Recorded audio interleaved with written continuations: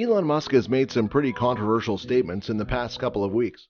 The richest man in the world completely shifted his focus from talking about technology and electric cars to politics and solving world problems, such as the ongoing war in Ukraine. Now, besides his controversial statements, he also talked about not being able to help the country he promised to help in the first place. Guys, we're talking about Ukraine.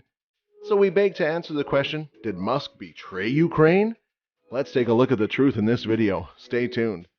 Before we begin this video, if you're new to the channel, make sure you like and subscribe to the channel.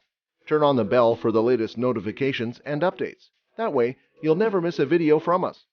With that said, let's not waste any more time and get right into today's content.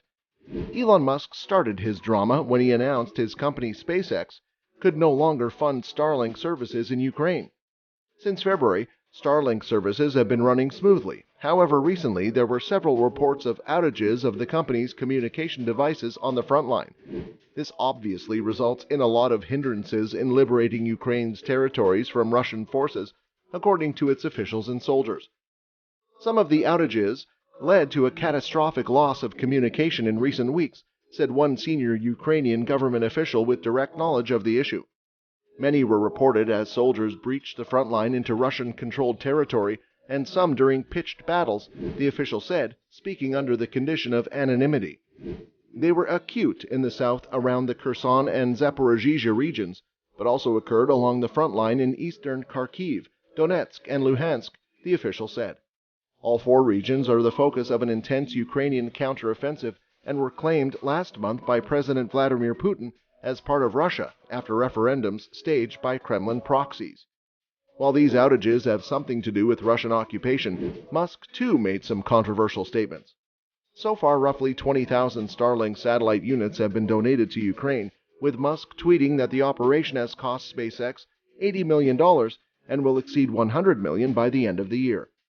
But those charitable contributions could be coming to an end, as SpaceX has warned the Pentagon that it may stop funding this service in Ukraine unless the U.S. military kicks in tens of millions of dollars per month.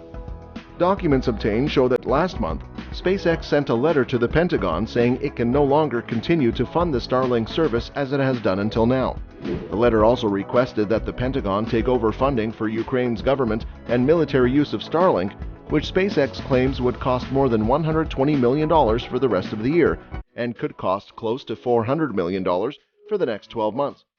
We are not in a position to further donate terminals to Ukraine or fund the existing terminals for an indefinite period of time, SpaceX's director of government sales wrote to the Pentagon in the September letter. Among the SpaceX documents sent to the Pentagon and seen by CNN is a previously unreported direct request made to Musk in July by the Ukrainian military's commanding general, General Valery Zaluzhny, for almost 8,000 more Starlink terminals. In a separate cover letter to the Pentagon, an outside consultant working for SpaceX wrote, "SpaceX faces terribly difficult decisions here. I do not think they have the financial ability to provide any additional terminals or service as requested by General Zaluzhny."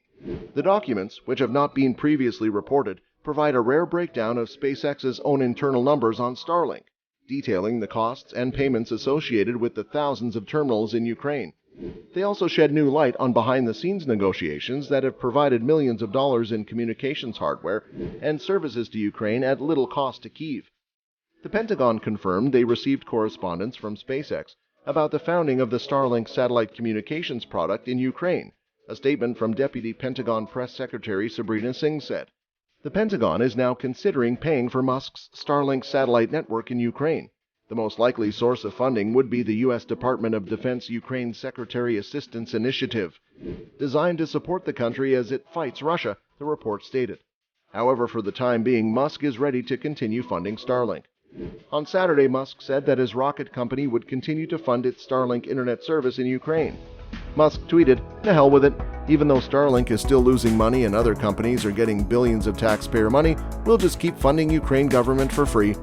It was not immediately clear whether Musk's offer was genuine or if he was expressing sarcasm.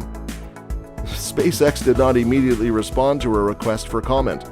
So what are your thoughts on Musk's drama with cutting Starlink services to Ukraine? Should he be responsible for funding Starlink, or should the U.S. military pay for a service the Ukrainian forces are using? Let us know in the comments below. That's all for this video. Hope you enjoyed watching this one. Thanks for watching.